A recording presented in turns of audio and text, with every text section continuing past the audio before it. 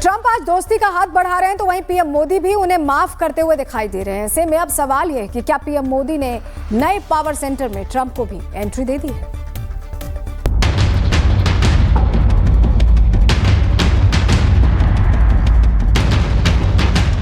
He's a much tougher negotiator than me, and he's a much better negotiator than me. There's not even a contest.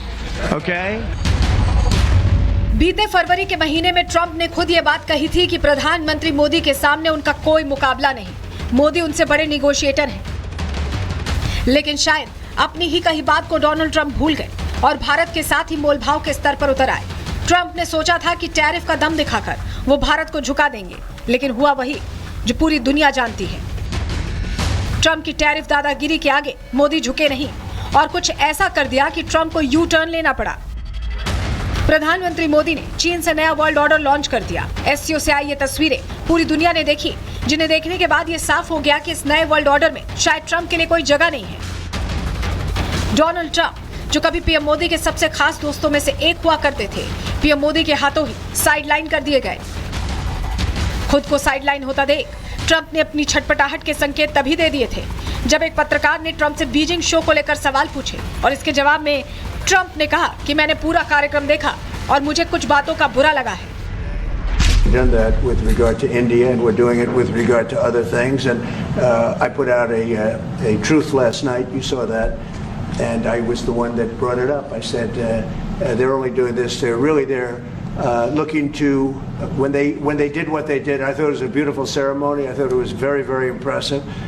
But I understood the reason they were doing it, and they were hoping I was watching, and I was watching. Modi ने Trump से दूरी बढ़ाई तो Trump के बर्दाश्त के बाहर हो गया और आखिरकार 5 सितंबर की सुबह होते ही ट्रंप ने एक मैसेज पोस्ट कर दिया। ट्रंप ने लिखा कि शायद हमने चीन के हाथों रूस और भारत को खो दिया है। और फिर शाम होते होते ट्रंप ने कहा कि उन्होंने भारत को खोया नहीं, ट्रंप उनके अच्छे दोस्त हैं और प्रधानमंत्री मोदी एक महान शख्सियत है। I'll always be friends with Modi. He's great. Prime Minister. He's great. Tariff card निकले खोटे, ट्रंप दोस्ती पर लौटे। जब टैरिफ का असर नहीं हुआ तो ट्रंप वापस दोस्ती पर लौट आए और भारत की तरफ से भी ट्रंप को माफ करने के संकेत दिए जा रहे हैं। पीएम मोदी ने कहा कि वो ट्रंप की भावनाओं की कदर करते हैं और भारत अमेरिका एक साथ हैं। विदेश मंत्री एस जयशंकर ने भी ट्रंप की दोस्ती की लाइन पर वापस लौटने को लेकर कहा कि भारत और अमेरिका का एक खास रिश्ता है। I think Prime Minister Modi obviously attaches enormous importance to our partnership with the United States. And where President Trump is concerned, he's always had a very good personal equation with President Trump. But the point is, look, we are engaged, we remain engaged with the United States, and at this time, I can't say more than that, but that's really what. PM Modi ने Trump की भावनाओं की कदर करते हुए उनको जवाब तो दिया, लेकिन सवाल तो ये भी है कि ट्रंप के यू टर्न के पीछे की वजह क्या है। क्या एससीओ में मोदी के जाने से ट्रंप को झटका लगा है? क्या ट्रंप फिर मोदी और भारत को साध रहे हैं? ट्रंप को भारत के बिना बादशाहत जाने का डर है? भारत को झुका नहीं पाए तो दोस्ती पर आए? क्या ट्रंप के बयान का कूटनीतिक महत्व है? भारत और अमेरिका की दोस्ती दशकों पुरानी है और मोदी ट्रंप की दोस्ती कितनी पक्की रही है ये पूरी दुनिया जानती है, लेकिन ट्रंप के लालच ने इस दोस्ती को फीका करने का काम किया।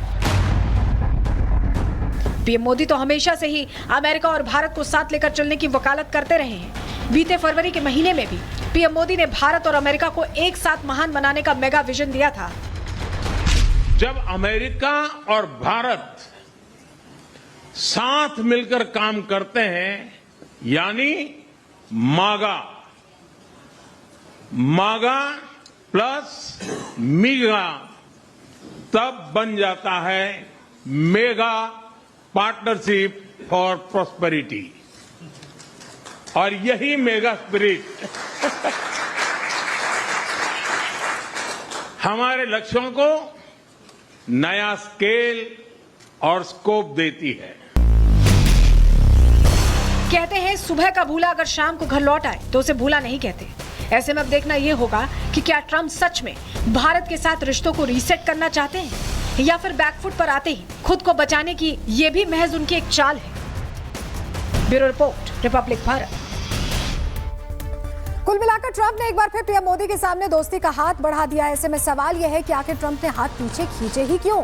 तो इसका जवाब है पाकिस्तान के ठगों की वो टीम जिसने डोनाल्ड ट्रंप का तेल के नाम पर ब्रेन वॉश किया। और इसी ठगी का शिकार हुए ट्रंप ने भी पोस्ट करते हुए कह दिया कि अब वो पाकिस्तान से तेल निकालेंगे। और इसी लालच में ट्रंप भारत से दूर होते चले गए। ये ट्वीट जो उनकी तरफ से किया गया था ट्रुथ सोशल पर, जो पोस्ट किया गया वो हम आपको दिखा रहे हैं, जिसमें वो बता रहे हैं कि पाकिस्तान के साथ अब वो कैसे तेल को लेकर डील कर चुके हैं। लेकिन ट्रंप पाकिस्तान के जिस हिस्से से तेल निकालने की बात कर रहे हैं वहां तो खुद पाकिस्तानी सेना नहीं घुस पाती है। ट्रंप वहां कैसे घुसेंगे? पाकिस्तान में जो भी थोड़े बहुत मिनरल्स हैं वो बलूचिस्तान में। और ये देखिए बलूचिस्तान का हाल क्या है।